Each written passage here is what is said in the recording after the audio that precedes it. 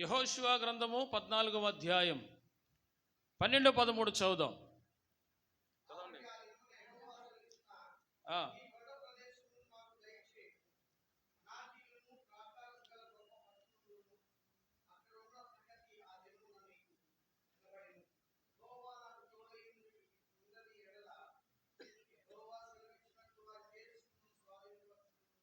Mic ఆయనకి, pastor గారికి ఆయన చదువుతారు మైక్లో.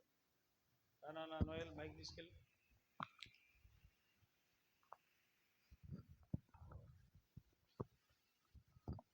యెఫునే కుమారుడైన కాలేబు ఇశ్రాయేలు దేవుడైన యెహోవాను నిండు మనసుతో అనుసరించువాడు కనుక యెహోషువ అతన్ని దీవించి అతనికి హెబ్రోనును స్వాస్యముగా ఇచ్చెను. ప్రియులైన దేవుని బిడ్డలారా, ఈ వాక్య భాగంలో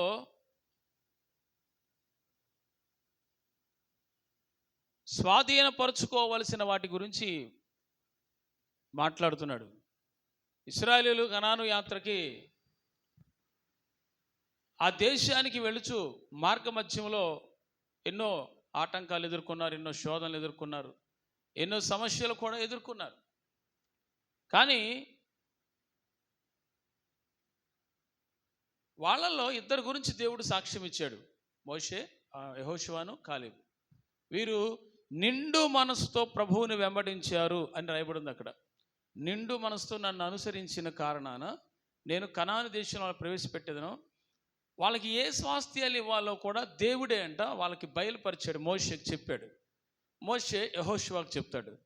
కనాను దేశంలోకి వెళ్ళిన తర్వాత కాలేబుకి యెహోషువ సేవకుడి కాబట్టి ఆయన గురించి అంతగా రాయబడకపోయినా, కాలేబు మాత్రము స్వాధీనపరచుకోవాల్సింది ఒకటి ఉంది. దేవుడు సిద్ధపరిచిన ఒక స్థలం ఉంది, దాంట్లోనే ఆయన వెళ్ళాలి. హల్లెలూయా. ఆ స్థలంలోనే ఉండాలి. దేవుడు కాలేబుకి సిద్ధపరిచింది హెబ్రోను. చెప్పండి, దేని సిద్ధపరిచాడు?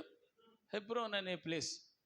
ఇక్కడ మీరు గమనిస్తే జీవం కలిగిన దేవుడు నిండు మనసుతో వెంబడించిన వారిని ఎప్పుడూ మర్చిపోలేదని, ఆయన వారిని ఆశీర్వదిస్తాడని ఈ కాలేబు విషయంలో మనకు అర్థమైంది. హల్లెలూయా.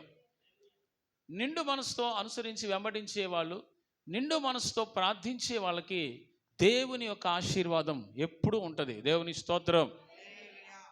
కానీ ఇక్కడ ఇన్ని సంవత్సరాలు నిండు మనసుతో వెంబడించిన ఒక 40 ఏళ్ళు, ఇప్పటికి నాకు 80 సంవత్సరాల వయసు ఉంది. మోషే గారు మీతో చెప్పినట్లుగా యెహోవా మోషేకి చెప్తే మోషే మీకు చెప్పాడు యెహోషువ. ఇప్పుడు ఆ విషయాన్ని నేను మీకు షేర్ చేసుకుంటున్నాను. నాకు కనాను దేశంలో భూమి పలానా చోట ఇస్తానని యెహోవా చెప్పాడంట కదా, ఆ స్థలాన్ని నాకు ఇప్పిస్తే నేను యుద్ధం చేసుకొని ఏదో రకంగా తిప్పలు పడి ఆ ప్లేస్ని నేను బాగు చేసుకుంటాను అన్నాడు. దేవుని బిడ్డలారా, స్వాధీనపరచుకోవాల్సిందే అతనికి శాంక్షన్ చేసింది కూడా. పాయింట్ నోట్ చేసుకోవాలి మీరు. అద్భుతమైన మాట ఇది. దేవుడే స్వయంభవుడైన వాడే, ఇది కనాను దేశంలో హెబ్రోన్ అనబడిన ఈ స్థలం నీదే, అది నీకే కేటాయించానని చెప్పినప్పుడు అక్కడికి వెళ్ళి డైరెక్ట్గా దున్నబడిన నేల కాదు, అది డైరెక్ట్గా మంచిగా చదును చేయబడిన నేల కాదు, అయితే నీ కొరకు సిద్ధపరిచిన ఒక మాగాణి లాంటి పొలం కాదు, అది రాళ్ళు రప్పలు గుట్టలో ఉన్నటువంటి ప్రదేశము. అరే, ఇంత నిండు మనసుతో వెంబడించిన వాడికి ఏంటి రాళ్ళు రప్పలు గుట్టల ప్రదేశాన్ని ఇప్పించాడని దేవుడు సెలక్షన్ కరెక్ట్ కాదు అనిపిస్తుంది ఒక్కోసారి. హల్లెలూయా. దేవుని సెలక్షను సరైంది కాదు, దేవుని ఆలోచన విధానం సరిగైంది కాదు. నా వైపు చూస్తే వినాలి. అమ్మా సేవకులు కూడా, మీరు కూడా నా వైపు చూస్తే వినండి. నేను చెప్తే చదివితే సరిపోతుంది కదా, ఈ మీకు తెలియనివి కాదుగా. ఇప్పుడు బహుమానంగా నేను ఇస్తున్నాను, నువ్వు ప్రయాసపడ్డావు, 40 ఏళ్ళు కష్టపడ్డావు, మంచి నిండు మనసుతో వెంబడించావు, శ్రమలో కూడా నాతో ఉన్నావు, కలవరాన్ని తొలగించావు, అన్ని విషయాల్లో మేలు కలుగు చేసావు, బాగుంది. అలాంటప్పుడు అసలు సిద్ధపరిచిందే ఇవ్వచ్చుగా దేవుడు. ఎందుకు సిద్ధపరచుకోవాలి, ఎందుకు దాన్ని స్వాధీనపరచుకోవాలనే ఎలిగేషన్ ఉన్న దీన్ని ఎందుకు ఇవ్వాలి దేవుడు? కారణం ఎలిగేషన్. ఎవరో అక్కడ వేరే జాతి ప్రజలు కూడా ఉన్నారు, వారితో యుద్ధం చేయాలి కాలేబు, దాన్ని స్వాధీనపరచుకో అంటున్నాడు. ఆశీర్వాదం పొందడానికి వచ్చి పొంది అది ఆ కాలేబుకే శాంక్షన్ చేయబడిన హెబ్రోన్ని, అందులో ఎవరు ఉంటే దాన్ని వాళ్ళందరినీ తరిమి కొట్టి మరి అందరూ పారతోలి, లేకపోతే అక్కడ గుట్టలో చదును గల ఆ రాళ్ళన్నీ కూడా తీసి చదును చేసి పంట పండే నేలగా తయారు చేసుకొని కష్టపడాలంట. హలో, ఇప్పుడు దేవుడు సేవకులైన మనకి, విశ్వాసులైన మీకు హెబ్రోన్లో స్వాస్థ్యం ఇచ్చాడు, కానీ అది రెడీగా లేదు. దాన్ని నువ్వే చదును చేయాలి. హల్లెలూయా. నువ్వే చదును చేయాలి, నువ్వే కష్టపడాలి, నువ్వే ఆత్మల విషయమే భారం కలిగి ఆ నేలను సేద్యం చేయటానికి వీలుగా ఉండే ఒక నేలగా తయారు చేయాలి. నువ్వు వెళ్తుందంటే నువ్వు విత్తనం వేసుకునేటట్టు లేదు ఆ నేల. ఇప్పుడు సేవ నిమిత్తమే ఏమైనా ప్రాంతాలకు వెళ్తుంటాం. అలా వెళుతున్నప్పుడు మేము వెళుతున్న చోట ఆల్రెడీ విత్తబడి పంట వచ్చి మాకు ఇస్తాడా దేవుడు? ప్రారంభం నుంచి దున్నాలా? ఇప్పుడు ఎంత సేవ ఇక్కడ ఉన్నా ఇంకో ఊరు పోతే మళ్ళీ ఒకటి నుంచే ప్రారంభం.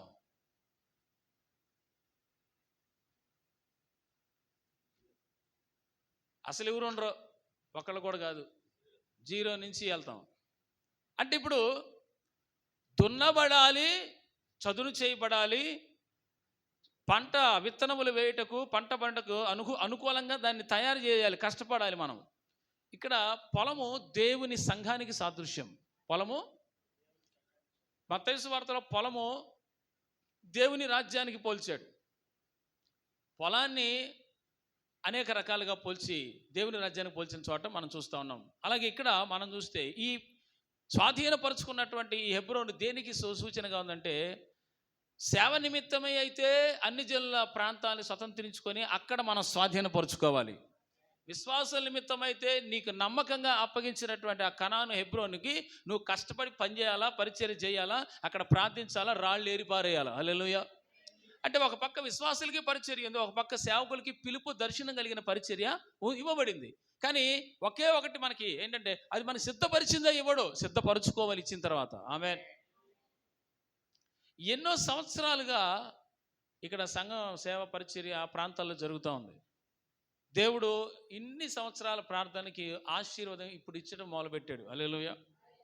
ఏంటి మరి ఎంతకాలంగా ప్రార్థన అయిపోయింది? ఆ ప్రార్థన అంతా స్టోర్ అవ్వాలి, ఆ ప్రార్థన అన్నిటికీ జవాబు రావాలి. దానికి ఒక సమయం పడుతుంది. సమయం ఖచ్చితంగా ఉంది ప్రతిదానికి. కనుక ఇక్కడ కాలేబు నిండు మనసు వెంబడించినందుకు నువ్వు ఆ హెబ్రోన్ అనబడిన ప్లేస్ నీకు ఇస్తున్నాను, నువ్వు దాన్ని స్వాధీనపరుచుకో అన్నాడు. ఏంటా నేను అనేది? ఇంత కష్టపడి పోయి, ఇంత కష్టపడి సేవ చేసి ఓ 10 మందిని సమకూర్చి అయిన తర్వాత సేవ పాడైపోతే, ఇంత కష్టపడి కన్నీళ్లు విత్తి ఇక పొందుకునే సమయానికి నువ్వు పడిపోతే, అర్థమైందా? ఇంత కష్టపడి కన్నీరు గార్చే కుటుంబం కొరకు, ఇంత కష్టపడి ప్రార్థన చేసి ఉపవాసాలు కూడా ఉన్నావు, నియామక కోటాలన్నిటికీ వచ్చావు, చివరికి ఆ ప్రతిఫలం విజయం ఇవ్వాలని దేవుడు తలంచి దీవించే టైంకి మళ్ళీ నువ్వు లోకంలో పడిపోతే నీ స్వాధీనం అవుద్దా హెబ్రోను? రాళ్ళు రప్పలు గుట్టలు కలిగిన ప్రదేశాన్ని స్వాధీనపరచుకోవటానికి కావలసింది ఏంటో తెలుసా? ప్రార్థనా జీవితం. హల్లెలూయా. ప్రార్థనా జీవితం ఉంటే ఎలాంటి కొండలైనా నేషనల్ హైవేలుగా మార్చబడతాయి. దేవుని స్తోత్రం. ఎలాంటి కొండలు గుట్టలు లోయలు వంకటెంకల కరకు మార్గాలు ఉన్న చోటైనా, అంటే కఠినమైన మనుషులున్న పరిస్థితుల్లోనైనా అక్కడ నా దేవుని జీవ మార్గము వేయబడుతుంది. అనేక మంది రక్షణ పొందటానికి ద్వారము తెరవబడుతుంది. కానీ నిండు మనసుతో వెళ్ళాలి సేవకుడు, కానీ విశ్వాసి నిండు మనసుతో దాన్ని స్వాధీనపరచుకోవాలి. రాళ్ళు వేరి పారవేసి నేల చదునుగా చేయాల్సిన బాధ్యత విశ్వాసులదే. హల్లెలూయా. హల్లెలూయా. అంటే దేవుని సేవ నిమిత్తమై మీరు ఒక మంచి పరిచారకులుగా దీన్ని ఒక మంచి పొలముగా తయారు చేయడానికి ఇందులో రాళ్ళు ఏరేయాలి. దేవుని స్తోత్రం. కొండలు గుట్టలు గల ప్రాంతాన్ని సేవకుడు చదును చేసి, సేవకుడితో పాటు విశ్వాసులు కూడా చదును చేయడానికి పూనుకోవాలి. హల్లెలూయా. కాబట్టి స్వాధీనపరుచుకో అని చెప్పాడు ఆయనకి. ఈ మాట ఆయన భయపడిపోలా. ఇంతకాలం యుద్ధం చేశాను కదా, నడిచాను కదా, మళ్ళీ అది కూడా స్వాధీనపరచుకోవటం ఏంటండి అని అల్లా.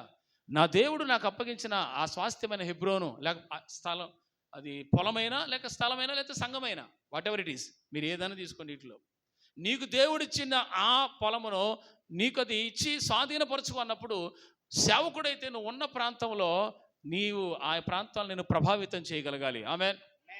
అంటే దాన్ని స్వాధీనపరచుకోగలగాలి. అనుచరుల మధ్య పరిచర్య చేస్తూ ఉండగా చాలా చాలా రకాలైన సమస్యలు వస్తూ ఉంటాయి. చాలా సమస్యలు వస్తూ ఉంటాయి. తగినంత ప్రార్థన బలంగా లేకపోవటం వల్ల, చేసేవాళ్ళు లేకపోవటం వల్ల అదంతా సేవకుడి మీద పడుతూ ఉంటుంది. కాబట్టి ఇప్పుడు విషయం ఏంటంటే, స్వాధీనపరచుకొనబోయే కాలేబు లాంటి వాళ్ళు లేపబడాలి సంఘాల్లో. దేవుని స్తోత్రం, హల్లెలూయా. హెబ్రోన్ని మనం స్వాధీనపరచుకోగలగాలి. రాళ్ళు కుప్పలు ఏరేయాలి, కొండలు గుట్టలు చదును చేయాలి. ఎందరో కఠినాత్ములు ఉంటారు, వాళ్ళందరినీ మెత్తని శరీరాలు, మెత్తని హృదయాలుగా మార్చాలి. అదంతా సులువైన విషయం కాకపోయినప్పటికీ మనం ప్రార్థన ద్వారా ఆ యొక్క కొండలను రాళ్లను చదును చేయగలము. దేవుని పొలముగా దాన్ని మనము తీర్చిదిద్దగలం. దేవుని స్తోత్రం. సమర్థుడని ఎంచే దేవుడు పని అప్పగిస్తాడు, సమర్థుడు కాని వాడికి అప్పగించడుగా. హల్లెలూయా. నాతో పాస్టర్ గారు మాట అన్నాడు. సేవకి వెళ్ళొస్తున్నాం, కారులో వెళ్ళొస్తుంటే ప్రయాసపడుతున్నా, బ్రదర్ ఎన్ని సంఘాలు నిర్వహిస్తున్నారు? ప్రస్తుతానికి 3 ఉన్నాయన్నా, ఇంకా ప్రయాసపడుతున్నా వెళ్తున్నానంటే, మీరు ఎందుకు అంత అడావిడి పడుతున్నారు, ఎందుకు అంత శ్రమ పడుతున్నారు? దేవుడు ఆశీర్వదిస్తే అవే వస్తాయి, నువ్వేమీ ఇది చేయనక్కర్లా, కష్టపడినక్కర్లా. అనవసరంగా ఆయన చెప్పిన టయానికంటే ముందే ఆయన పని నువ్వే పూర్తి చేసి ముందే నువ్వే వెళ్ళిపోవటం ఎందుకు పరలోకం అన్నాడు. నాకు బుర్ర తిరిగిపోయింది. అసలు ఏ మాట మాట్లాడాడు, ఏంద్రని ఆయన ఇట్ట మాట్లాడాడు. ఆయన అప్పగించి జీవితకాలంలో నువ్వు ఎంత సేవ చేయాలో ఆ సేవ చేయాల్సిందంతా ఆయనకు టైం ప్రకారం, లిమిట్ ప్రకారం పెట్టి ఉంచుతారంట ఆయుష్ నుంచి. అదంతా కాకుండా ఎక్కువ డెవలప్ అవ్వాలని, ఎక్కువ ఉపవాసాలని, ఎక్కువ ప్రార్థన చేసి ఆ దేవుని యొక్క చిత్తం నెరవేర్చేలోపు నువ్వు దేవుని చిత్తాన్ని నెరవేర్చేస్తే నువ్వు ముందు వెళ్ళిపోతావు పైగా అంటున్నాడు. దీనికి ఏం చెప్పాలి సమాధానం? ఇక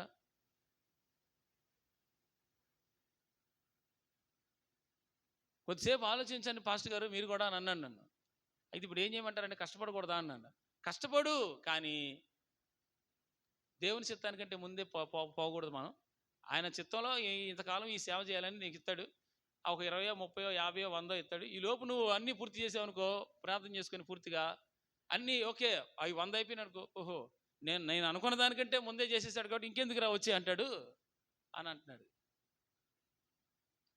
నేను అంటాను, అది కాదు మ్యాటరు. దేవుని కొరకు కష్టపడాల్సినంత కష్టపడి ఆ పొలములో రాళ్లను ఏరి పారేసి నేలని సదును చేయాలి, కొండలు గుట్టలు తవ్వేయాలి. యేసు రక్తమే జయం. హల్లెలూయా. వామ్మో, ఆ కొండ అంత భయంకరంగా కనబడుతుంది బాబా. అసలు ఆ కొండని నేను తవ్వగలనా? అసలు ఆ రాళ్ళు ఎత్తిపారేయగలనా? నా సహచారి, నా పాస్టమ్మ నాతో సహకరించగలదా? మా విశ్వాసులు సేవకుడితో సహకరించగలరా? అసలు ఆ రాళ్ళు ఎత్తిపారేయగలమా? ఆ కొండలు తవ్వగలమా అనే భయం వేస్తుంది ముందు. కానీ యోర్దాను నదిలోకి మొట్టమొదటి అడుగుపెట్టింది సేవకుడే. హల్లెలూయా. యోర్దాను నదిలోకి మొట్టమొదటి అడుగుపెట్టింది సేవకుడే. సేవకుడు మొదట అడుగు పెట్టిన వెంటనే యోర్దాను చీలి ఏకరాశిగా అయినట్టుగా మనం అడుగు పెడితే చాలు, మన తర్వాత విశ్వాసులు ఎత్తే చాలు, పని జరిగిపోద్ది. అందుకే ఇక్కడ ఉన్న బొగ్గులు కొన్ని బాగున్నాయి, బాగా మండినవి, వాక్యాలు ఎదిగిన పాటల్లో పాడేవాళ్ళు ఈ నిప్పు తీసుకెళ్ళి ఆరిపోయిన చోట వేయాలి. హల్లెలూయా. అప్పుడు అక్కడ మండుకుంటుంది. దేవుని స్తోత్రం. ఇక్కడ ఆరిపోయిన నిప్పులు తీసుకోకూడదు, అక్కడికి గుర్తుపెట్టుకోండి. మీకు వందనాలు అయ్యా. మా ఏమంటే ఆరిపోయిన నిప్పులు వస్తే ఎందుకు పనికిరాదు, ఉన్నది కాస్త ఊడిపోద్ది. ఇక చేసుకునేది ఏమున్నది, మేము సేవ కదా ఆడు చేసేది, బొగ్గే ఇక బూడిదే. ఆరిపోయిన వాళ్ళు అక్కర్లేదండి మన సేవలో. వెలుగుతో ప్రకాశించేవాడు. వాళ్ళు ప్రార్థన చేస్తుంటే దైవ కార్యాలు జరగాలి, వాళ్ళు ప్రార్థన చేస్తుంటే అద్భుతాలు జరగాలి. వెనకుండి చేస్తూనే ఉండాలి విశ్వాసులు, ముందు దేవుని కార్యం జరుగుతుండాలి. ముందు మందసం పట్టుకున్న వాళ్ళే కదండి ముందు వెళ్తుంది, యాజకులే. వాళ్ళ వెనక ఎవరున్నారు? తంబురా, సితారా, విపంచిక ఇవన్నీ వాయించేవాళ్ళు లేరా? పాడేవాళ్ళు లేరా? వెనక ఇశ్రాయేలు నడవట్లేదా? సైన్యం లేదా? ముందు ఎవరు వెళ్తున్నారు? దేవుని పరిచర్య. హల్లెలూయా. మరి ఈ రీతిగా మనందరం కూడా ప్రయాసపు పడవలసిన వారమై ఉండగా, రాళ్ళు ఏరిపాయకుండా, గుట్టలన్నీ చదును చేయకుండా ఆ పొలాన్ని అలాగే చూస్తూ ఉంటే అది పంటకు రాదు, విత్తినా ఫలము రాదు. చదును చేయి, ఇది చదును చేయాల్సిన కాలం. మనం దేవుని సేవ అంటే చదును చేయాల్సిన కాలం ఇది. ఈ కొన్ని రాళ్ళండి, అసలు నాకు ఎంత పీకిన సంఘం అవి రావట్లేదండి. పొలంగా తయారు చేద్దాం, దేవుని సంఘంగా తయారు చేద్దాం, మంచి పరిశుద్ధమైన సంఘంగా తయారు చేయాలనుకున్నానండి. అసలు ఆ పొలంలో రాయిలో లోపల ఇరుక్కుపోయిందండి, రావట్లేదండి అంటే అప్పుడప్పుడు పలుగు వేయాల్సి వస్తుంది. దేవునికి స్తోత్రం. మరి దెబ్బ పడాలిగా, లేకపోతే ఎట్టొస్తుందా ఆ రాయి? సంఘాల్లో కూడా అక్కర్లేని రాళ్ళు ఉంటాయి. దేవుని స్తోత్రం. అవి అక్కరకు రావు, కన్స్ట్రక్షన్కి ఉపయోగపడవు. దేవుని మందిరంగా కట్టబడమంటే పొలంలో దిట్టమైన రాయిగా ఒక చోట మేకులో కొట్టబడిన చోట అట్టే ఉంటారు, కానీ వాళ్ళు దేవునికి ఉపయోగపడరు.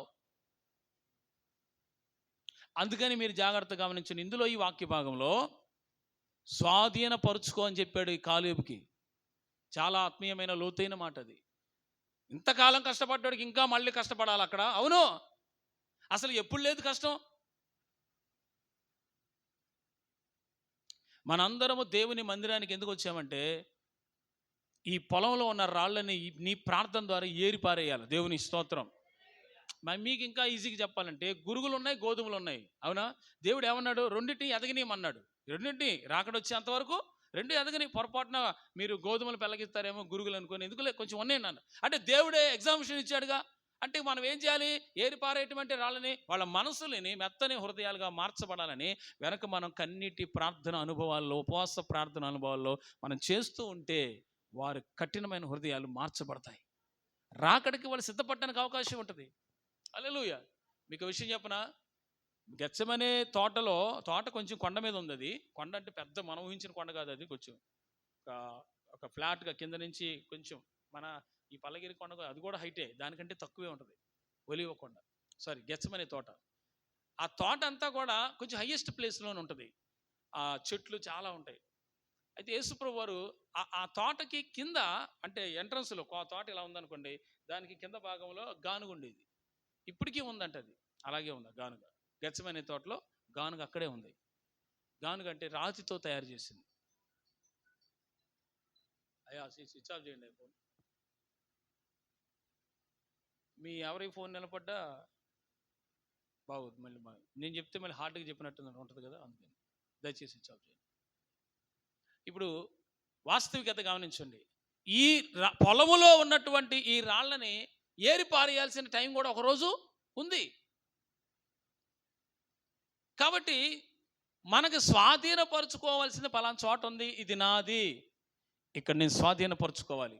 సేవకుడైతే ఆ హెబ్రోన్ని ఇది నాకు దేవుడు కేటాయించింది కాబట్టి నేనున్న చోట, నేనున్నంతకాలం ఇక్కడ సేవ పరిచర్య అద్భుతంగా ఆశీర్వాదకరంగా జరగాలంటే నేను ఇంకా దాన్ని స్వాధీనపరచుకోలేదేమో. అది నీ క్యాప్చర్లోనికి రావాలి. ఏంటండి బాబో, దుష్టుడి బలిపీఠాలు ఎన్నో ఉన్నాయి, మా స్వాధీనం వాళ్ళకి ఎలా వస్తాయి అంటావా? అసలు మనం సేవకులమేనా అప్పుడు ఆ మాట అంటే? చెప్పండి. మనం ఉన్న ప్రదేశంలో నాకు ఒక రోజు దర్శనం వచ్చింది. ఈ ప్రాంతంలో ఈ రోడ్డుకి స్టార్టింగ్లో ఒక పెద్ద ఆర్చి ఉంది. విగ్రహాలతో బొమ్మలు పెట్టి వచ్చింది. విగ్రహాలతో పెట్టినటువంటి ఒక ఆర్చి తయారు చేసి ఈ సిమెంట్ రోడ్డుకి బోర్డు ఎంట్రన్స్లో పెట్టారంట, పెద్ద ఆర్చి ఒకటి. ఉపవాస ప్రార్థనలో నేను ప్రార్థన చేసుకుంటుంటే నాకు ఆ దర్శనం కనపడింది. అసలు ముందు వచ్చిందేమో కళ. అది ఏంటి ఇలాంటి కళ వచ్చింది, ఈ ఏరియాలో ఇట్లా ఉండటం ఏంటి, ఎట్లా ప్రభా దీన్ని ఎలా జయించాలని నేను ఆలోచిస్తూ ఉన్నాను. ఇదేంటి ఇలాంటి కళ వచ్చింది అంటే వాడి స్వాధీనంలో ఉంది ఇదంతా అని చెప్పేసి భయమేసి అంటే బాధేసి నేను ఫాస్టింగ్ ప్రేయర్స్ పెట్టాను 7 రోజులు. ఆ మధ్య మనం 7 డేస్ జరిగింది కదా, అప్పుడు అది కూడా ఒక కారణం. ఆ 7 రోజుల ఉపవాస ప్రార్థనలో ఫాస్టింగ్ అయిపోయింది. ఆ రోజు నాకు ఇక్కడ ప్రార్థనలో ఉన్నాను. 7వ రోజు ముగింపు సభ అంతా అయిపోయింది. దేవుడు నాకు దర్శనం చూపించాడు. ఆ రోజు ఏంటంటే ఏదైతే వాళ్ళు ఒక దాన్ని ఏమంటారు ప్రాకారం లాగా కట్టారో, ఒక ఆర్చి లాగా కట్టారో, ఆ విగ్రహాలన్నీ పగిలిపోయి నుజ్జు అయిపోయినట్టుగా దర్శనం చూశాను. అప్పటి నుంచి అంతకు ముందు ఉన్న పరిచర్య గలిబిలిగా అక్కడక్కడ శోధనలు జరుగుతూ ఉంటే, ఎప్పుడైతే ఈ ఉపవాస దినాలు అయినాయో, లాస్ట్ రోజు అయిపోయిందో, ఆ దర్శనం కనబడింది. అవన్నీ పగిలిపోయి అక్కడ ఆర్చీలో సిలువ ఏర్పడింది. ఇది నేను ఊహించిన కళ కాదు, అది దర్శనం నేను ఊహించలా. ప్రార్థనలో ఉపవాసాలు ఉన్నప్పుడు దేవుడు చూపించిన దర్శనం అది. అప్పటి నుంచి దాని మీద నాకు అప్పటి నుంచి ఇప్పటి వరకు సేవలు జయంగానే ఉంది. నేను అదే ఆలోచన. నేను చెప్పేది ఏంటంటే మనము స్వాధీనపరచుకోవాలి దాన్ని. దేవుడు మనకు సేవ ఇచ్చాడు, కానీ మనం ఉన్న ప్రాంతాన్ని మనం స్వాధీనపరచుకోవాలి. మన ప్రభావం పనిచేయాలా. పలానా పాస్టర్ గారు ఆ ఏరియాలో ఉన్నాడండి, ఆయన ప్రార్థన చేస్తే మేలు జరుగుద్ది, ఆయన ప్రార్థన చేస్తే బాగుంటుంది, ఆయన ప్రార్థన చేస్తే స్వస్థత కలుగుద్ది, ఆయన ప్రార్థన చేస్తే దయ్యాలు వెళ్ళిపోతాయి, ఆయన ప్రార్థన చేస్తే ఇలా ఉంటుంది ఇలా ఉంటుంది అని మనము దేవుని నామాన్ని మన ద్వారా ఎస్టాబ్లిష్ చేయాలి, ప్రభావితం చేయాలి. ఆ ప్రభావం కూడా మనలో నుంచే బయలుదేరాలి. హల్లెలూయా, హల్లెలూయా. ఓ రోజు మూడు రోజుల ఉపవాస ప్రార్థనలో సేవకు వచ్చిన తొలి దినాల్లో చాలా రోజులు, దాదాపుగా 1 సంవత్సరం పాటు మందిరం దిగల నేను. దాదాపుగా ఎన్ని గంటలు, మా అమ్మగారు కూడా ఏడే ఉన్నారు, ఆమెకు తెలుసు. వద్దున పోయిన ఎప్పుడు వచ్చేవాడిని, సాయంత్రం 6, 7 అట్లా వచ్చేవాడిని. అంత బైబిల్ ధ్యానం, అంత ప్రార్థన చేసుకునేవాడిని. ఊరికే చెప్తున్నాం సాక్ష్యం కోసమని. అయితే నేను ప్రత్యేకంగా 3 రోజులు ఉపవాసం ఉండి ప్రార్థన చేసుకుని ఏంటంటే దయ్యాలు వెళ్ళగొట్టే వరం కావాలి అని. నేను కావాలని అడిగాను. నాకు అసలు ఆ డిమాండ్స్ మేనిఫెస్టేషన్ ఏంటో తెలియదు నాకు అసలు అంతకుముందు. నేను అడిగాను. అడిగిన మొదటి రోజు నైటు నేను ఇక్కడ పడుకున్నాను. ఒక రోజు నైట్ ఇక్కడ నైట్ అంతా చేసుకుందామని. ఇదిగో ఈ కిటికీకి ఏలాడుతా దయ్యాలు నన్ను ఏమన్నా అంటే కల్లో ఊరికి అట్ట పడుకున్నా. మరీ 24 గంటలు చేయలేంగా ప్రార్థన. ఒక 7-8 గంటలు చేసాము, అలసిపోతున్నాం. ఊరికి అట్ట కాసేపు పడకూడదు. ఆ టైంలో వచ్చిన కళ అనమాట. ఆ కిటికీలు ఏలబడతా నన్ను ఎగతాళి చేస్తున్నాయి. నువ్వు మమ్మల్ని ఎల్లగొడతావా ఆహా అని నవ్వుతున్నాయి. ఆ 2 ఏలాడతా ఆ కిటికీకి ఏలాడతా నన్ను చూసి నవ్వుతున్నాయి. నన్ను భయపెట్టాలని చూస్తున్నాయి. నేనే ఉపవాస ప్రార్థన దయ్యాలు ఎల్లగొట్టే వరం అడుగుతున్నాను. ఇలా 3 రోజులు గడిచిపోయింది. సరే అప్పుడు ఎవరో ఒక అమ్మాయి యవనస్తురాలు అయిన అయిపోయింది. ఆదివారం ప్రార్థన అయిపోయింది. ఏదో పని మీద శనివారం వచ్చింది. శనివారం ఇలా ఉపవాస ప్రార్థన సాయంత్రం పూట అప్పుడు మనం పెట్టేవాళ్ళంలే ఏంటి శనివారం. సరే నేను ఇక్కడ మనకి ట్యాంకీ ఉండేది, వాటర్ ట్యాంకీ గుర్తుందా? ఈ మూలే మనకి వాటర్ ట్యాంకీ ఉండేది. అప్పుడు మనకి ఈ 2 పిల్లర్స్ వరకే ఈ మనకి ఇది ఉంది, ఏదో పిట్ట కూడా కట్టి ఉంది, ఒక ఇటుక మందం. ఆమెకి ప్రార్థన చేశాను. 3 రోజుల ఉపవాస ప్రార్థన తర్వాత దేవుడు నాకు చూపించిన ప్రతిఫలం ఏంటనండి. ఆ అమ్మాయిలో ఈవిల్ స్పిరిట్ ఉంది. నేను చేసి ప్రార్థన చేసేసరికి ఊగి అక్కడ కింద పడిపోయింది. అంతకుముందు ఎప్పుడు జరగలా. నేను కొంతమంది ప్రార్థన చేసి కానీ జరగలేదు. అది ఎప్పుడు నేను దేవుణ్ణి అడిగి ఉపవాసం ప్రార్థన చేసిన తర్వాత అది ఆచరణలోకి శనివారం నుంచి తీసుకొచ్చాడు దేవుడు. నేను ఆశ్చర్యపోయా. అప్పటి నుంచి 3 రోజుల ఉపవాస ప్రార్థన దేవుడిని అడిగాను, ఇది ఇచ్చాడు దేవుడు, అర్థమైపోయింది. అలాగా స్వస్థపరచు వరం, దయ్యాలు వెళ్ళగొట్టే కృపావాక్యం. అవునా?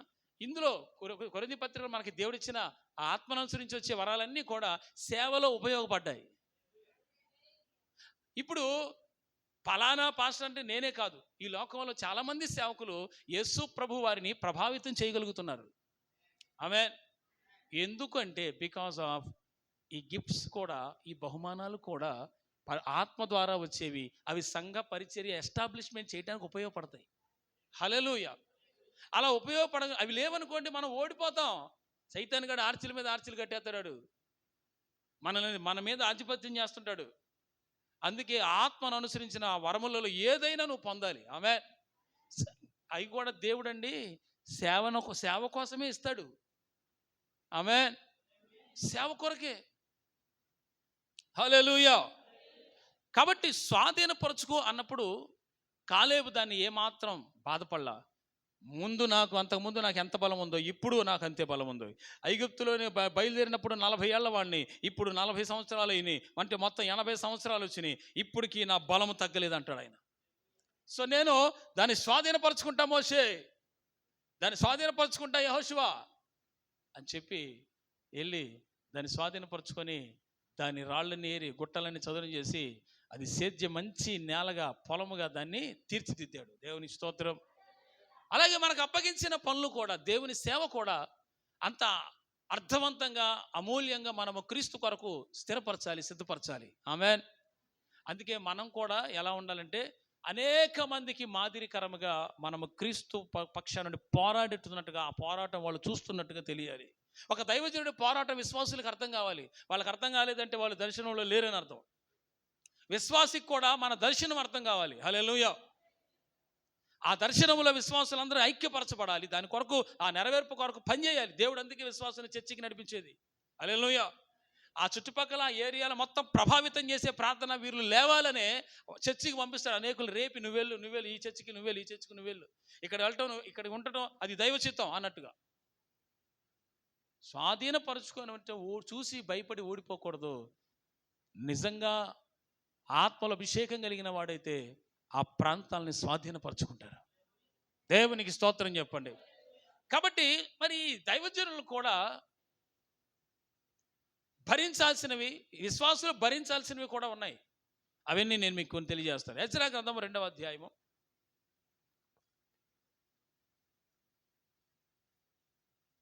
దేవుని సేవ చెప్తున్నాం కదా, స్వాధీనపరచుకోవటం అన్నా, కనాన్ అన్నా, హెబ్రోన్ అన్నా, దేవుని సంఘము, దేవుని పరిచర్య, ఇదంతటికి ఉదాహరణ అది. ఇప్పుడు ఇందులో ఎజ్రా 2వ అధ్యాయం 63 చదవండి.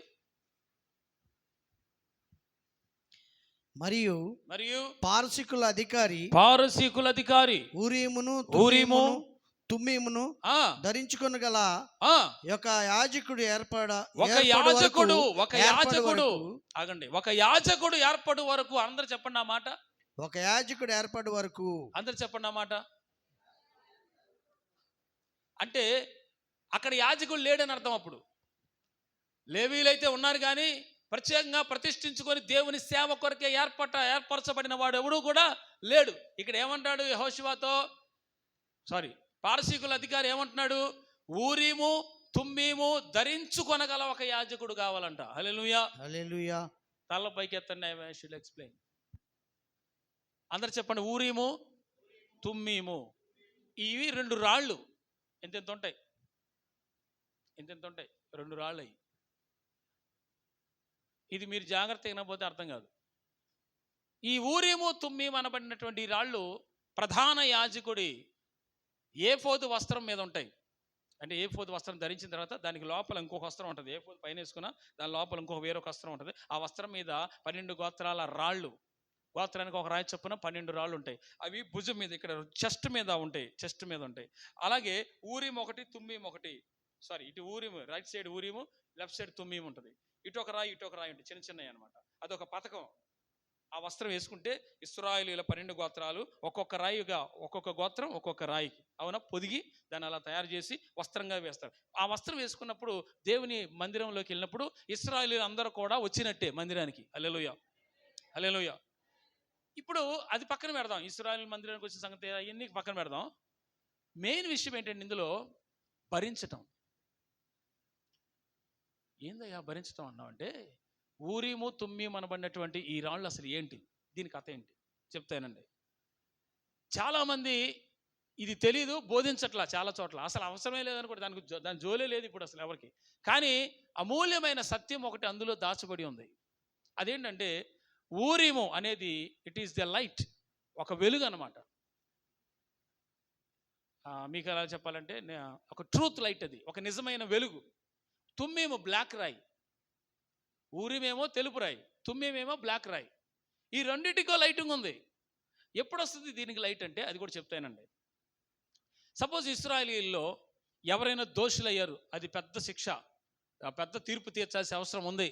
ఇప్పుడు ఇశ్రాయేలీయుల అరణ్యయాత్రలో వాళ్ళ సేవా పరిచర్యలో కానీ, వారి విశ్వాస జీవితంలో కానీ, వాళ్ళ ఆత్మీయ నడిపింపులో కానీ, మరి దేవుని మీద ఉన్న భయభక్తుల విషయంలో కానీ, లేవీ కాండంలో ఉన్న ధర్మశాస్త్రాన్ని ప్రకారం నడిచే విషయంలో కానీ, బలి విషయంలో కానీ, పాప విషయంలో కానీ, విచార విషయంలో కానీ, విగ్రహారాధన విషయంలో అసలు మొత్తం అసలు ఏ జరగాలన్నా ఈ ఊరిమి తుమ్మిమిని బేస్ చేసుకొని జరిగింది. దేన్ని? ఊరిమును తుమ్మిమిని బేస్ చేసుకునే సేవ జరిగింది.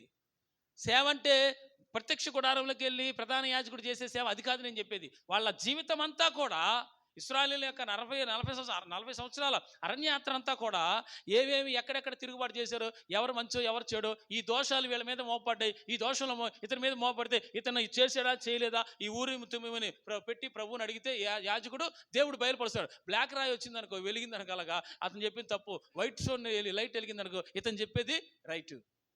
అంటే పరిచర్యకు సంబంధించినంత వరకు ఏదైనా తప్పు జరిగినా, ఏదైనా బలహీనతలు ఉన్నా, ఎక్కడైనా పాపం జరిగినా, ఎవడైనా దేవునికి విరోధంగా మాట్లాడినా, దేవుని ధర్మశాస్త్రం విరోధంగా మాట్లాడినా, ఇతర స్త్రీలతో విచారం చేసినా, విగ్రహారాధన చేసినా, లేనిపోని కార్యక్రమాలన్నీ, అపవిత్రమైన కార్యాలు ఒకవేళ చేస్తే ఆ రెండింటిని బేస్ చేసుకుని యాజకుడు తీర్పు తీరుస్తాడు తప్పు చేసినోడిని.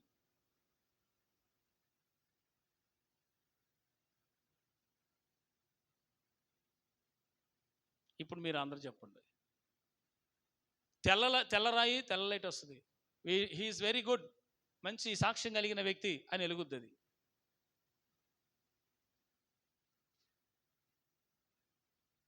అసలు ఈ ఊరిమితి మేము ఎక్కడ ఉంది తెలుసా? సమూయేలు కాలంలోనే ఉంది.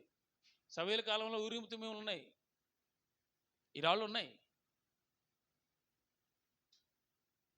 నాకు ఒక ఆలోచన వచ్చింది ఏంటంటే, ఊరిమితి మేము ఆనాడు సమూయేలు దగ్గర ఉండే ఉంటాయి కదా, అక్కడ ఆ రోజు షిలోహులో మందిరం ఉంది, చక్కగా సేవ జరిగింది కదా, సేవ జరిగింది కదా, మంచిగానే జరిగింది కొంతకాలం, అవునా? ఆ తర్వాత ఎవరో ఒకరు తీసుకెళ్లారు అనుకోండి అది మందసాన్ని. ఇప్పుడు నేను చెప్పేది ఏంటంటే, సేవ జరిగిన దినముల్లో దావీదుని అభిషేకించాలి. సౌలు తర్వాత దావీదుని సౌలు ఉండగానే అభిషేకించాడు కదా దావీదుని. నేను అంటాను, నా ఆలోచన ఏంటంటే, ఈ ఊరిమి తుమ్మిమి తీసుకెళ్ళి ఈయనేనా పెద్ద కొడుకు ఇతనేనా రూపే కాదండి. రెండో అతను కాదండి. 3 ఎవరు డిసైడ్ చేసి ఉంటారంటారు? నేను అనుకుంటున్నా ఊరికే. ఈ రెండేమన్నా ఏదో ఇతను కాదు అంటే బ్లాక్ రాయి ఎలిగి ఉంటుంది. నా ఆలోచన ఊరికే అలా అనుకుంటున్నా. అయినా ఆత్మానుసారమైన ఆలోచనే ఇది. బ్లాక్ స్టోన్ వచ్చి ఎలిగింది అనుకో, ఇతను కాదు, అందరికీ పోయింది. కడమోడు ఒకడు ఉన్నాడు, వైట్ స్టోన్ వచ్చింది దావీదు వచ్చినప్పుడు. అంటే దేవుడు తన చిత్తాన్ని ఇలా తెలియజేసుకుంటాడేమో. లేకపోతే అవి ఎందుకు ప్రవేశపెడతాడు పరిచర్యలోకి? హలో, స్తోత్రం చెప్పలేదు మరి.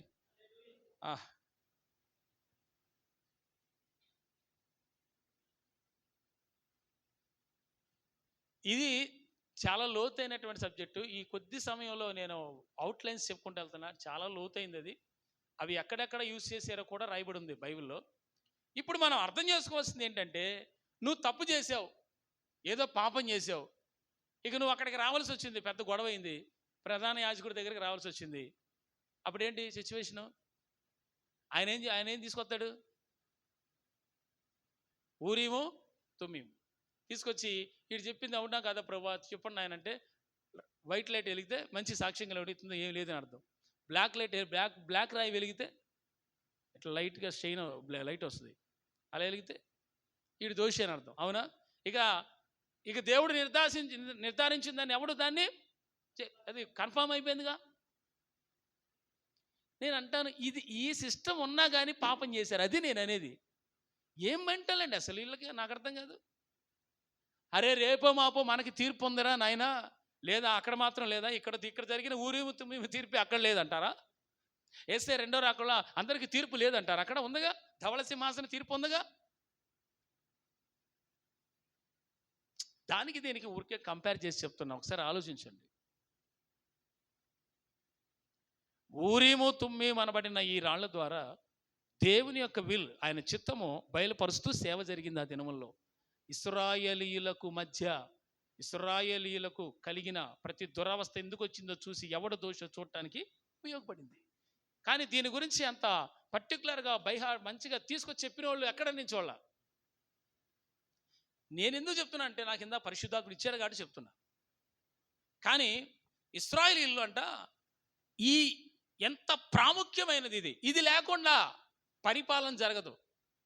ఇది లేకుండా తప్పుడు వస్తుడు ఎవడో గుర్తించడం కష్టం. అదే అందుకు ఏమన్నాడు? పారసీకుల అధికారి అంటాడు. ఇందా చదువుకున్నాక ఎజ్రా 2:63 పారసీకుల అధికారి. పారసీకులు ఇక్కడి నుంచి వీళ్ళు ఎక్కడి నుంచి వచ్చారంటే, అదొక దేశం కదండి. పారసీకుల దేశం అంటే ఇప్పుడు ఇరాన్ అండి. ఇప్పుడు ఇరాన్, అప్పుడు అది పారసీక దేశం. వినండి నా వైపు చూస్తూ. ఈ వాక్య భాగంలో, అమ్మా వింటున్నారా? ఈ వాక్య భాగంలో వీటిని ధరించేవాడు ఏర్పరచబడేంత వరకు ప్రతిష్ఠితమైనవి తినద్దు అన్నాడు. అర్థమవుతుందండి అయ్యా యశో గారు? ఏం తినద్దన్నాడు? ప్రతిష్ఠితమైన వస్తువులు. ఏ సేవకుడు కానీ, ఏ ఇశ్రాయేలీయుడు కానీ, రాజులైనా ఎవరైనా ప్రతిష్ఠితమైనవి భుజించడానికి లేదు. అసలు ప్రత్యక్ష గుడారంలో పరిచర్య చేసేదే లేవీయులు కదా. అంటే లేవీయులు అప్పుడు ప్రతిష్ఠించుకున్నాడు ఈ ఊరీము తుమ్మీమును భుజముల మీద భరించేవాడు, లేకపోతే రొమ్మున భరించేవాడు ఎవడు లేడంట. నాకు చాలా భయం వేసింది చదివినప్పుడు. అమ్మో, ఆ రోజుల్లో అంటే న్యాయ విధాన పథకాన్ని ధరించేటువంటి వాడు ఎవరు ఆ రోజుల్లో? ఈ చదవబడే ఎజ్రా గ్రంథంలో ఆ సమయంలో ఎవరు లేరంట. నేనంటాను, ఇలాంటి భరించే సేవకుడు లేకపోతే, ఏర్పరచబడకపోతే ఇశ్రాయేలీయుల పని ఏంటి?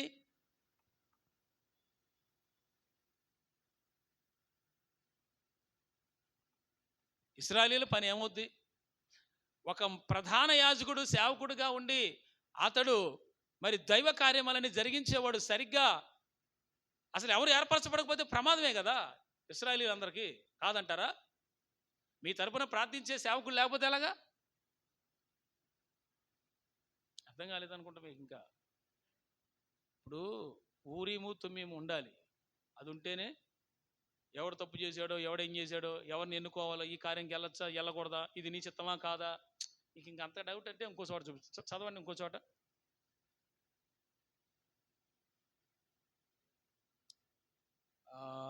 మొదటి సమూయేలు గ్రంథం 28:5-6. ఇక్కడ మనకి ఇంకొంచెం క్లియర్గా తెలుస్తుంది. చదవండి. 28:5-6.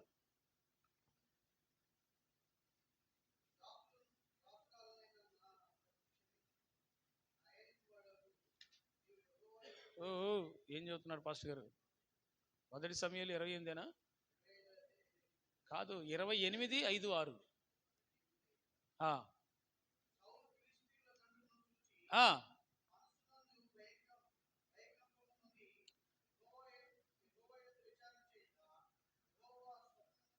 ఆ, ఆ. అది అంటే ఊరీము ద్వారా కూడా దేవుడు సెలవిచ్చేవాడనే కదా అర్థం. అంటే అప్పుడు ప్రవక్తలైన ఎవరు మాట్లాడట్ల సౌలుతో. ఫిలిష్తీయులతో యుద్ధానికి పోవాలి, ఏ దారి దొరకట్లేదు. నువ్వు గోదాట్లో దూకావు పోయి, అందుకే నీకు దారి దొరకట్లా. నువ్వు మంత్రసానుల దగ్గర పోతావుగా, నీ బుద్ధే మంచిది కాదుగా. నేను చెప్పేది సౌలు గురించి అండి. ఇప్పుడు విషయం ఏంటంటే, యుద్ధానికి వెళ్ళాల్సినటువంటి సౌలుకి నేను జయం పొందనా అనేది జవాబు కావాలి దేవుని యొద్ద నుంచి. దేవుడు మాట్లాడట్లా ప్రార్థన చేస్తుంటే, ప్రవక్తలు చెప్పట్లా, ప్రవక్తలు కూడా మాట్లాడట్లా. పోనీలే ఊరిమి ద్వారా నేను మాట్లాడితేనే పోతే అక్కడ కూడా సమాధానం రావట్లేదంట. అంటే దాని ద్వారా కూడా దేవుడు ఏంటంట, వెళ్దామా వద్దని ఆన్సర్ని తెలియజేస్తాడు. ఊరిము ద్వారా కూడా సౌలుతో మాట్లాడలేదంట దేవుడు. అంటే అన్ని ద్వారాలు మూయబడి ఉన్నాయి సౌలుకి. ఇప్పుడు నేను చెప్పాల్సిన కంటెంట్ ఏంటంటే, అందులో ఊరీము ద్వారా దేవుడు ఏమీ కూడా అతనికి తెలియపరచలేదు. ఇప్పుడు చెప్పండి, మీరందరూ మీరే చెప్పాలి. ఏంటంటే దేవుని యొక్క సేవా విధానం అంతా వింటున్నారా? దేవుని యొక్క సేవా విధానం అంతా మన ఆలోచన చొప్పున చేస్తే బ్లాక్ స్టోన్ వెలుగుతుంది. దేవుని యొక్క ఆలోచన వాక్యానుసారంగా చేస్తే వైట్ స్టోన్ వెలుగుతుంది. హల్లెలూయా. అర్థమైందా? మనం దేవుని ఎదుట నిలబడ్డాం ఈరోజు. సపోజ్ ఇప్పుడు అది లేదనుకో, కొట్టివేయబడింది, లేదు. కొట్టివేయబడటం అంటే నెరవేర్చబడింది. ఇప్పుడు ఆ ప్రాసెస్ అంతా ఏమి లేదండి. నేను ఎగ్జాంపుల్గా ఎందుకు చెప్తున్నట్టు, మీకు ఆ తెలుపు అనేది ధవళ సింహాసనం అని, ఆ నల్లరాయేమో తీర్పులోకి వచ్చి అగ్నిగుండంలోకి వెళ్ళే వాళ్ళని ఉద్దేశంతో చెప్తున్నా, అంతే. కంపేర్ చేస్తున్నా, అంతే. దేవుని స్తోత్రం. కానీ ఊరిము ద్వారా నేను జవాబు ఇవ్వలేదు అంటే దాని ద్వారా కూడా జవాబు ఆ దినముల్లో ప్రజలకు ఇచ్చేవాడని అర్థం చేసుకోవాలి మనం. ఆమేన్. సరే, అది ఉందో లేదో చూద్దాం. మరి ఒక మాట చూద్దాం. అదేంటంటే,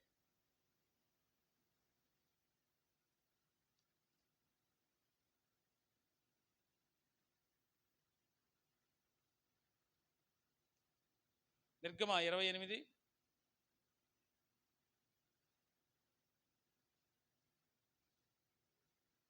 నిర్గమ 28, 29, 30.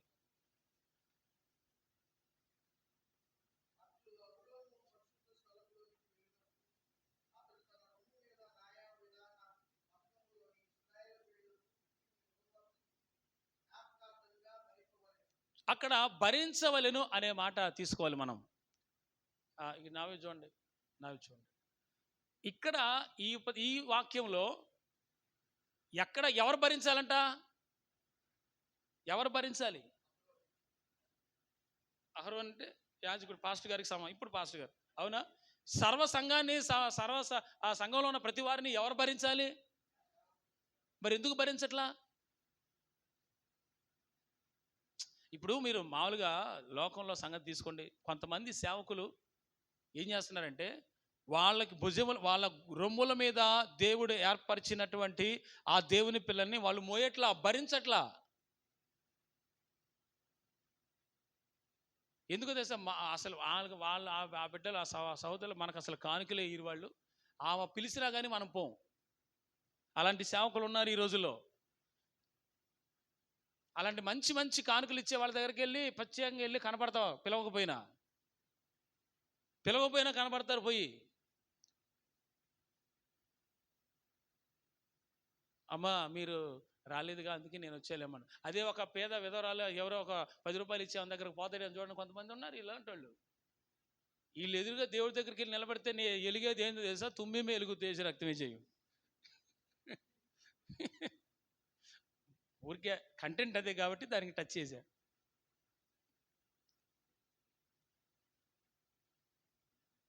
మన లెక్క అది కాదు. ఏమీ లేని వాని దగ్గర నుంచి ఇచ్చేవాడి దాకా ఒకటే ప్రార్థన చేస్తాం మనం. మనకి ఎటువంటి తేడా ఏం లేదు. అందరూ క్రీస్తునందు సమానమే. That's all. వీళ్ళు దశంభాగాలు ఎక్కువ ఇచ్చేస్తారని చెప్పి వాళ్ళని బాగా ఇట్లా గుర్తుపెట్టుకొని బాగా ఎత్తుంది కాబట్టి ఇంకోసేపు ఎక్కువసేపు చేద్దామని చెప్పి అందరితో పాటు కాకుండా ఎక్కువసేపు చేస్తే రే పిచ్చి బుద్ధి అని చిచి పిచ్చి ద్రాక్షకాయలు కాసినీరా నీ సంఘంలో. నువ్వే పెద్ద ద్రాక్ష, పిచ్చి ద్రాక్ష వెళ్ళి నువ్వు. మరి సేవకులు అంతే ఉన్నారండి బాబు. కొంతమంది ఈ రోజుల్లో, అందరు కాదులేండి, కొంతమంది రోషంగా ఉన్నారు. రోషంగా ఉండేనేమో ఉన్నీరాయే. కొంతమంది ఉన్న రోషంగా బతికనీరు ఆడి మీద ఏదో నిందలే చేస్తుంటారు వీళ్ళు. ఇప్పుడు విషయం ఏంటంటే, అహరోన్ అంట పరిశుద్ధ స్థలంలోకి, అతి పరిశుద్ధ స్థలంలోకి సేవ చేయటానికి తిరుగుతూ ఉండగా ఆ 12 రాళ్ళు ఒక్కొక్క గోత్రం ఒక్కొక్క రాయిని పెట్టి పొదిగించి ఒక వస్త్రంగా చేసి దాన్ని భుజముల ఈ చెస్ట్ మీద వచ్చేటట్టు భరించాలంట. ఈ చెస్ట్ మీద ఇలా వేసుకుంటే కనపడతాయి కదా, మోయాలంట, భరించాలంట. ఏం భరించాలినా? ఆ ఇశ్రాయేలు 12 గోత్రాల వారిని ఈయన భరించాలి. అక్కడ ధరించి వెళ్ళాడు, కానీ లాస్ట్ లైన్లో భరించాలి అని ఉంది. మీకు విషయం చెప్తా. నిర్గమకాండంలో ఉంటుంది ఇది కూడా, తర్వాత సంఖ్యాకాండంలో కూడా ఉంటుంది. అయ్యా, భరించటం అంటే చెప్తానండి. భరించటం అంటే సపోజ్ ఒక భార్య భర్తల్లో ఇద్దరు ఉన్నారు కదా, భార్య బాగా వేపుకు తినేది అనుకో, భర్త అన్ని విషయాలు మరి అంతేగా. నేను వంకాయ ఫ్రై చేస్తుంది, బీరకాయ ఫ్రై చేస్తుంది, అసలు ఏ ఫ్రై అయినా చేస్తుంది. ఫ్రై చేయటమే కావాలి ఆమెకి. అట్లా ఫ్రై చేసేవాళ్ళు ఉన్నారుగా. కొంతకాలం అతనేమో గొడవలు పడే వ్యక్తి కాదు. ఆమెను ఏందయ్యా నువ్వు ఇంతకాలం ఏందంటే, ఏం చేస్తావన్నా, తప్పదన్నా, భరిస్తున్నా అంటే ఓర్చుకుంటున్నాడు అని అర్థం. అదే దానికి మీనింగ్ అదే. అంటే ఇశ్రాయేలును ఎవరు భరిస్తున్నారు ఇక్కడ అంటే ఏంటి? ఆయన ఏం భరిస్తున్నాడు? ఆయన పడుతున్న కష్టం ఏంటి మీకు తెలుసా? అతనిలో రవ్వంత కూడా పాపం లేకుండా చూసుకోవాలి ప్రతిరోజు. అతడు సేవ చేయుచున్న దినములు, అతడు మందిర క్రమంలో సంవత్సరానికి ఒకసారి అతి పరిశుద్ధ స్థలానికి వెళ్తాడు. అసలు ప్రధాన యాజకుడుగా నియమించబడిన వాడు ఎవరైనా కానీ జాగ్రత్తగా ఉండాలా. అసలు పెళ్లి చేసుకునే పెళ్లి భార్య కూడా కన్య అయి ఉండాలా. అన్ని విషయాల్లో జాగ్రత్తలు పాటించాలా. ఎవరో వదిలిపెట్టిన వాళ్ళు ఏం చేసుకోవడానికి వీలేదు. పాస్టర్ గారు పాత సంగతి చెప్తున్నానండి, కొత్త దాన్ని కూడా కంపేర్ చేస్తా చూడండి. ఇప్పుడు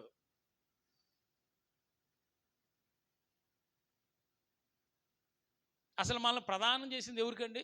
పౌలు. ఆల్రెడీ ప్రదానం చేయబడ్డాం లేదా? మళ్ళీ ఆడెవడో ఉన్నాడు, ఆడొక దొంగ, అపవాది, ఆది నుంచి నరహంతకుడు అంటాడు, ఆది నుంచి అబద్ధమునకు జనకుడు అంటాడు. ఆడికో సంఘం ఉంది ఈ లోకంలో. దేవుని సంఘం ఉంది, సైతాన్ గాడి సంఘం ఉంది. దేవుని పిల్లలు ఎవరైతే ఉన్నారో ఆ సంఘం అంతటిని, లేకపోతే ఆ ఇశ్రాయేలు అందరినీ మనందరం కూడా సేవకులము ఈ యొక్క రొమ్ము మీద భరించాలి. అంటే భరించడం అంటే వాళ్ళ విషయమే మనం విజ్ఞాపన చేయాలి, వాళ్ళ విషయమే మనం ప్రార్థించాలి, వాళ్ళ విషయమే ఉపవాసం ఉండాలి, వాళ్ళ విషయమే కన్నీరు కార్చాలి. వాళ్ళ చర్చిలో దశభాగం ఈపోయినా, కానుకలు ఈపోయినా, సరిగా ప్రార్థన చేసే వ్యక్తి కాకపోయినా మనం వాళ్ళని రొమ్ముల మీద భరించాలి. ఆ భరించమనే పంపించాడు ఆయన. అసలు పథకం లేదు, ఎత్తుకోలేదు, మొత్తం నేను ఫ్రీగా ఉంటానంటే భరించమనే పంపించాడు ఇశ్రాయేలీయుల్ని. అందుకేగా యాజకత్వాన్ని నీకు ఇచ్చింది, అందుకేగా పాస్టర్ పని ఇచ్చింది. ఆమె నేను రాస్తా ఉంటే అనుకున్నాను ఇది కంప్లీట్గా సేవకులకు వచ్చింది అని అనుకున్నా. ఆయన చెప్తుంటే రాస్తా ఉంటుంటే మొత్తం సేవకులకు సంబంధించి వచ్చింది. అది నాకు అర్థం కావట్లా. మరి ఆయన ఇచ్చేది నాకు తెలియదు. అది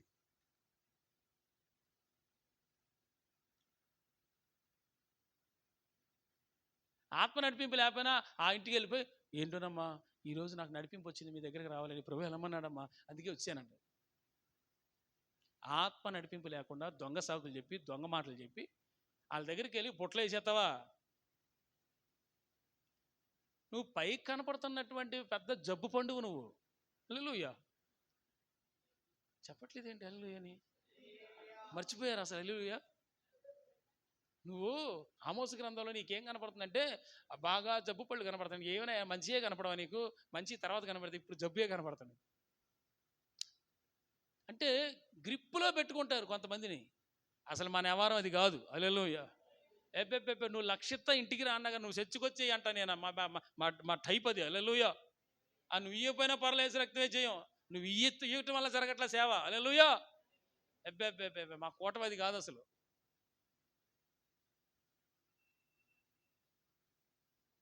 ఊరీము తుమ్మీము నీ భక్తునికి కలవు అనందు వాక్యంలో. ప్రతి భక్తుడు కూడా ఉంది ఇప్పుడు. అది పాస్టర్ గారికే కాదు, సేవకురాలే కాదు, సేవకులే కాదు, పాస్టర్లే కాదు, ప్రవక్తలే కాదు, ఉపదేశకులే కాదు, ఎవరైనా ఆ 5 ఫోల్డ్ మినిస్ట్రీ ఒకటి ఉందిగా, ఐదుగురు గురించి 5 రకాల సేవకులు. అవునా? వాళ్ళకే కాకుండా విశ్వాసులు కూడా నువ్వు భక్తి గల వ్యక్తి అయితే ఆయన నీ దృష్టిలో, ఆయన నీ హృదయంలో ఉంటే ఊరీము తుమ్మీములా ఉండాలి. అది ఉన్నట్టే నీకు. ఏమున్నట్టు? నువ్వు మంచి చేస్తే లైట్గా వెలుగుతావు. నీలో పాపం ఉంటే చీకటి వెలుబడి చేస్తుంది. అంతే కదా? అంతే. ఆ మనసాక్షి బాగుందనుకో దేదీప్యమానంగా ఉంటుంది ముఖం. పాపం చేసి దిక్కుమాలిన తిరుగుతూ ఉన్నారనుకో, రహస్యంగా కొనసాగిస్తున్నారనుకో, అది తుమ్మి మెలుగు దేశ రక్త విజయం. ఇప్పుడు అది లేదులే కానీ చెప్తున్నా మీకు మాట. చీకటేగా అది నల్లరాయి అంటే.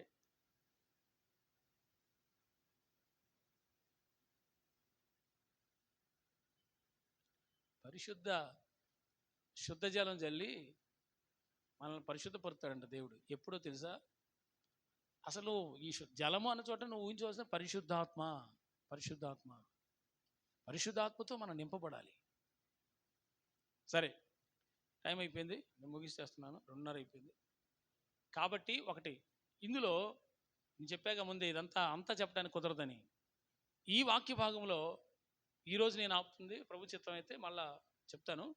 ఇది యాజకుడు అహరోను మందిరంలోకి వెళ్ళి ఈ వస్త్రాన్ని వేసుకొని, ఏఫోదు వస్త్రం వేసుకోవాలి. దాదాపుగా మొత్తం 12 రకాల వస్త్రాలు వేసుకోవాలి. ఆయన 12 రకాల వస్త్రాలు ఉన్నాయి వేసుకోవాల్సినవి ఆయా సమయాల్లో.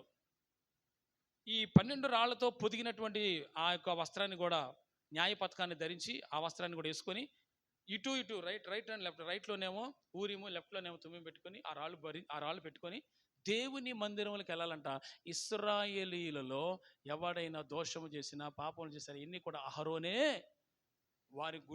వారిని భుజముల మీద లేకపోతే ఈ గుండెల మీద భరించి, ఈ రొమ్మును భరించి, వాళ్ళ కొరకు విజ్ఞాపన చేసి, వాళ్ళకు ప్రార్థన చేసి, వాళ్ళకొక పాపాల కొరకు ప్రాయశ్చిత్తం చేసి, ఏవి చేసినా సేవకుడి ద్వారానే. ఇప్పుడు ఆ ప్రధాన యాజకుడు కానీ, అహరోను కానీ, నాదాబు, అబీహులు కానీ ఒకవేళ ఆ రోజుల్లో సేవకులను ఏర్పరచుకోకపోతే, వాళ్ళు లేకపోతే బలిర్పణ దగ్గర, బలిపడిన దగ్గర కార్యక్రమాలు ఎవరు చేస్తారు?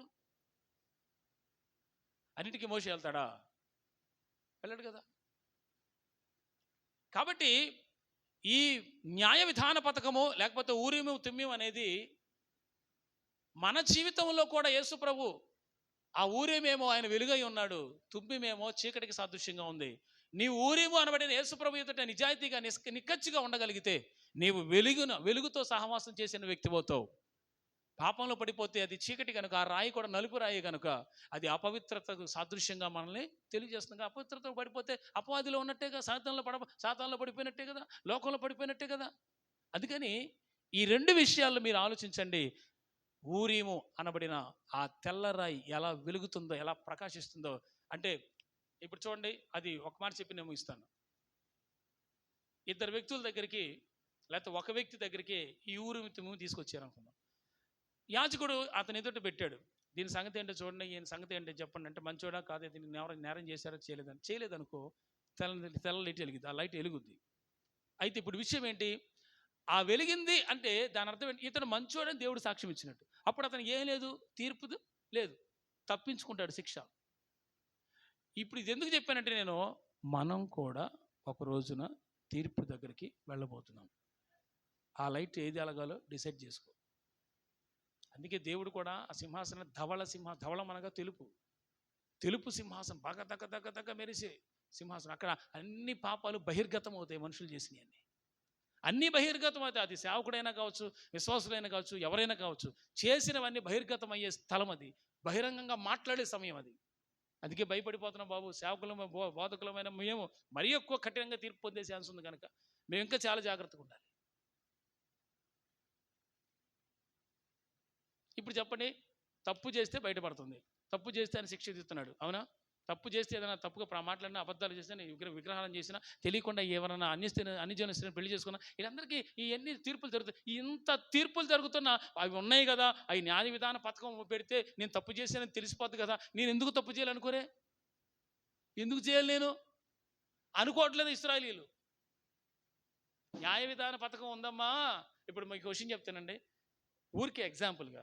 చర్చిలో బలిపీఠం దగ్గర ప్రార్థనకు వచ్చేటప్పుడు ఊరికే అనుకుందాం, ఇది జరగాలని కాదు, జరిగిద్దని కాదు, నా ఆలోచన మీకు చెప్తున్నా. నా ఆలోచన ఏదైనా పరిశుద్ధాత్మ ఆలోచనే నమ్ముతా నేను. చూడండి, ఊరేం తిమ్మి నా దగ్గర ఉన్నాయి అనుకుందాం. ఎవడైనా వస్తారా చర్చికి? మాట్లాడరే? వస్తారా? నా దగ్గరకు వచ్చినప్పుడు ఈ రాయిలు, బ్లాక్ రాయి ఎక్కువ వెలుగుతుంది అనుకో, ఏంది రా ఈ చర్చిలో ఏంది ఎట్టుంది, నేను రావడం అంటే నువ్వు పాపం చేస్తున్నావు, పాపంలో ఉన్నావు, దోషంలో ఉన్నావు అని తెలియజేస్తుంది రా అంటాడు. చర్చికి రాడాడు. ప్రేమామయుడి కనుక ఏం చేశాడంటే అదంతా తీసేసి, సరే నా ప్రేమే మీకు పంచుతానని ప్రేమే పంచుతున్నాడు కాబట్టి చెలరైపోతున్నారు వీళ్ళు లోకంలో. మామూలు చెలరేగట్లా. చర్చి కాడికి బలిపీఠం దగ్గరికి వచ్చి ప్రార్థన చేయడానికి ముందు ఈ 2 రాళ్ళు అక్కడక్కడ పెట్టేసి, రామా ఇక్కడ నిలబడంటే ఏది వెలుగుతుంది. బాగుండేది అలా అయితే. యేసు రక్తం ఇచ్చి నిలబడి పాస్టర్ సంగతి ఏంది మరి?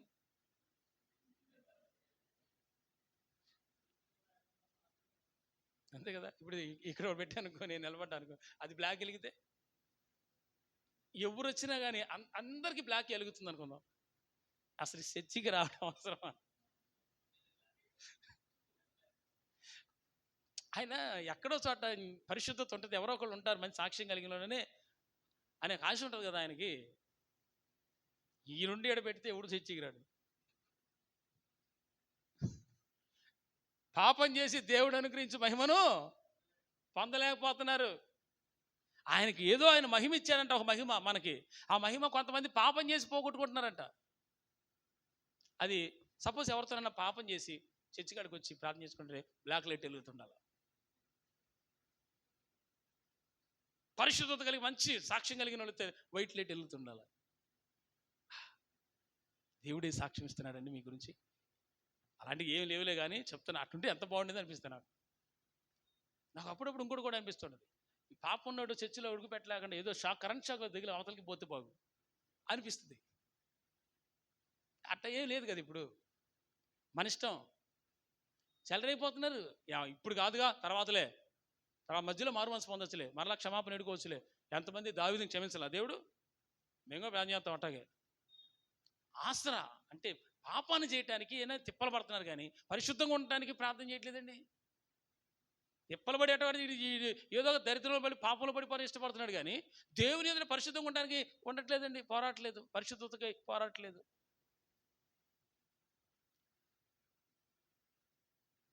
కాబట్టి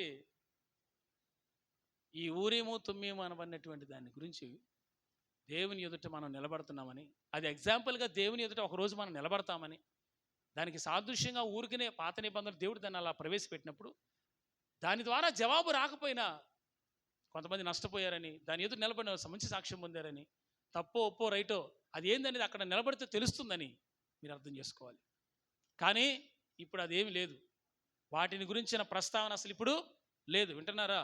వాటిని గురించి ప్రస్తావన ఇప్పుడు లేదు. ఇక తీర్పరి అంతా కూడా ఎవరంటే యేసు ప్రభువే. ప్రభుని యేసే తీర్పు తీర్చువాడు. మొత్తం ఆయనే చూసుకుంటాడు. ఇక ప్రభు మనల్ని దీవించును గాక. ప్రార్థన మధ్యలో మాట్లాడుకోకుండా ఉంటే బాగుంటుంది. ప్రార్థన చేద్దాం. ప్రేమ కలిగిన తండ్రి, పరిశుద్ధుడా, మీకు వందనాలు. ఈ మధ్యాహ్నం వేళ కొద్దిసేపు నీ మాటలు వింటానికి సహాయం చేశారు. వందనాలు. ఊరీము తుమ్మీమును గురించిన కొన్ని లోతైన